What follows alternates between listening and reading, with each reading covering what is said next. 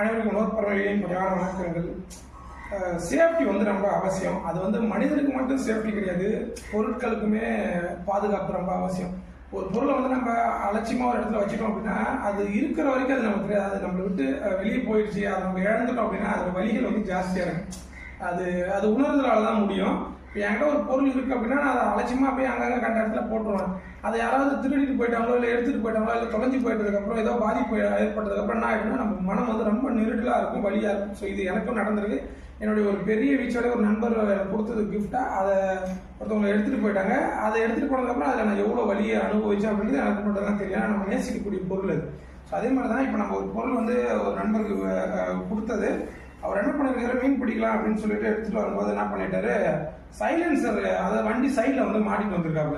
இதை நான் நிறைய பேர்கிட்ட சொல்லுவோம், வண்டியில் வந்து மாட்டிட்டு போகும்போது வலையை வந்து மாட்டிட்டு போகாதீங்க அப்படின்னு நம்ம சொல்லுவோம். இது வந்து நார்மலோட 13 அடிக்கிட்ட வரும், 4 கிலோ எடை கொண்ட வலை. இது என்ன பண்ணியிருக்காங்க அப்படின்னா, மாட்டிட்டு போகும்பொழுது சைலன்சரில் வந்து சுட்டு வந்து எல்லாமே வீணாயிட்டு இருக்கு.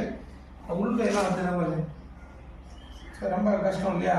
ஏன்னா ஒரு 4500 ரூபா கொடுத்து ஒரு பொருள் வாங்குறாங்க அப்படின்னா அது வந்து எவ்வளோ ஒரு பாதிப்பு ஏற்படுத்தும்னு நினச்சி பாருங்க. ஏன்னா இது ஒரு பலன் பண்ணாதான் அந்த காசை நம்ம சம்பாதிச்சாதான் நம்ம அது எடுக்க முடியும். இதில் அவ்வளோ வேலைப்பாடுகள். இப்போ என்னாச்சுன்னா உள்ள கட் ஆகிட்டு இருக்கு, வளம் வந்து கிழிஞ்சு போயிடுச்சு அப்படின்னாக்க.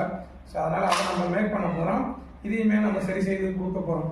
ஸோ எல்லாருக்கிட்டையும் என்ன சொல்கிறோம் அப்படின்னா, எந்த ஒரு பொருளுமே நம்ம கொஞ்சம் பாதுகாப்பாக அதை பத்திரப்படுத்தி வச்சோம்னா நமக்கு பயன் தரக்கூடியதாக இருக்கும். நம்ம கூட காலம் பூரா அது நமக்கு ஜேர்னி பண்ணுற மாதிரி இருக்கும். இது பொருட்களுக்கு மட்டும் இல்லை, மனிதர்களுக்கும் அப்படி தான். நல்ல உறவுகளை நம்ம வீணாக உதாசீனப்படுத்தி விடாமல் நம்ம அவங்களை பக்குவப்படுத்தி வச்சிட்டோம் அப்படின்னா நமக்கு ரொம்ப ஹெல்ப்ஃபுல்லாக இருக்கும்.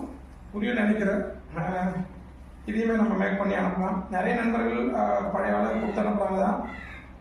உடனே தயவு செஞ்சு அவசரப்படாதீங்க. ஏன்னா இது உடனே கொடுக்குற வேலையுமே இல்லை.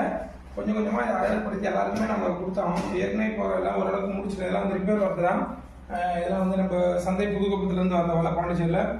இதுவுமே வந்து பார்த்தீங்கன்னாக்கா இப்போ தேங்காய் திட்டு அது கிருமாம்பாக்கம் சைட்லேருந்து வந்த வேலை. இது நம்ம நண்பரோட நண்பர் ஆக்சுவலாக இது கொடுத்துருந்தாங்க. இதை ஃபுல்லாக கம்ப்ளீட் பண்ணிச்சு. இது உள்ள நம்ம எல்லாமே உள்கையெல்லாம் கட்டிட்டோம்னா அது அழகாகிடும்.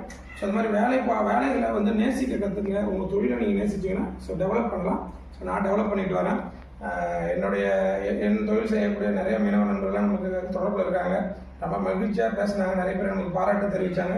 ஸோ அடுத்த நிலைப்பாட்டுக்கு கொண்டு போகும்பொழுது இதை நம்ம கௌரவப்படுத்துவோம். கூடிய விரைவில் இதோடைய புத்தகங்கள்லாம் நம்ம எழுதிட்டு வரோம். அதை வெளியிடுறதுக்கு எல்லா மீனவ நண்பர்களும் எல்லா வீச்சுவலை நண்பர்களும் வச்சு அதை நம்ம வெளியிடலாம் அப்படின்ற ஒரு ஐடியா இருக்குது. அதற்கு நீங்களாம் ஒத்துழைப்பீங்க நினைக்கிறேன். வாழ்க்கை யோகம் யோகம் நடக்கும். அடுத்த பதில் கண்டிப்பாக சந்திக்கிறேன். நன்றி.